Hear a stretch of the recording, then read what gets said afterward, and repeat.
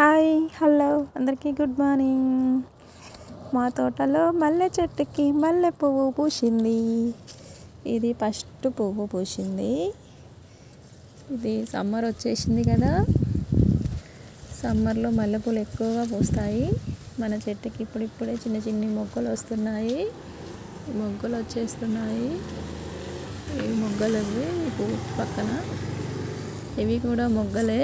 చిన్న చిన్న మొగ్గలు వచ్చేసి మనకి మన తోటలో మల్లె చెట్టు మల్లె పువ్వుల్ని పూస్తుంది.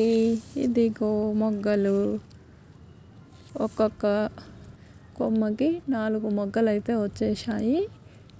4 మొగ్గలు, కానీ అన్నీ ఒకేసారి అయితే పుయ్యవు. ఫస్ట్ ఒక మొగ్గ, దీనికైతే 5 మొగ్గలు ఉన్నాయి. మిడిల్లో ఉన్న మొగ్గ పెద్దదిగా ఉంది, చుట్టూ ఉన్న మొగ్గలు చిన్న చిన్నగా ఉన్నాయి. ఈ 5 రోజు ఒక పువ్వు చొప్పున పూస్తూ ఉంటుంది ఈ మొగ్గలు అయితే.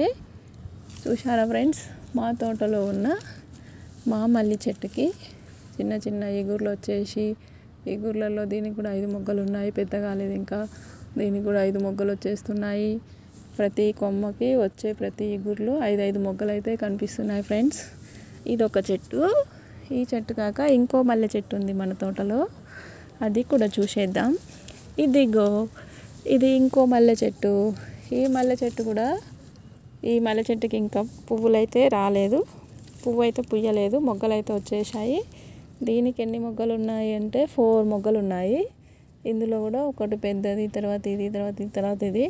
ఈ గుత్తులలో ఉన్న మొగ్గలలో రోజు ఒక పువ్వు చొప్పున అయితే పూస్తూ ఉంటుంది.